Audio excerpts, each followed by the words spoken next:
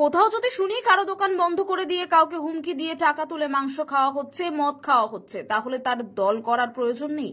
টাকা নেবেন আপনারা, মদ খাবেন আপনারা, মাংস খাবেন আপনারা, দুর্নাম পোহাতে হবে দলকে ও নেতৃত্বকে, সেটার দরকার নেই। দিনহাটা নৃপেন্দ্র নারায়ণ স্মৃতি সদনে কোচবিহার জেলার নবনির্বাচিত সাংসদ জগদীশ চন্দ্র বসুনিয়া সংবর্ধনা সভা থেকে বিধানসভায় তৃণমূল কংগ্রেস কর্মীদের উদ্দেশ্যে এভাবে হুঙ্কার দিলেন।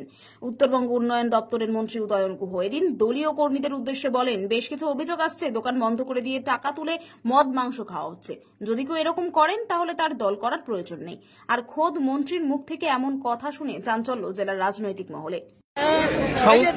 সংবর্ধনা মঞ্চে আপনাকে একেবারে কর্মীদের উদ্দেশ্যে বলতে শোনা গেল যে কোথাও যদি কারো দোকান বন্ধ করে টাকা তুলে মদ মাংস খাওয়া হয় তাহলে বরদাস্ত করবেন না। এরকম কি কোনো অভিযোগ এসেছে এখন পর্যন্ত? অভিযোগ আসলে তো বলেই দিতাম যে তাকে বের করে দেওয়া হবে।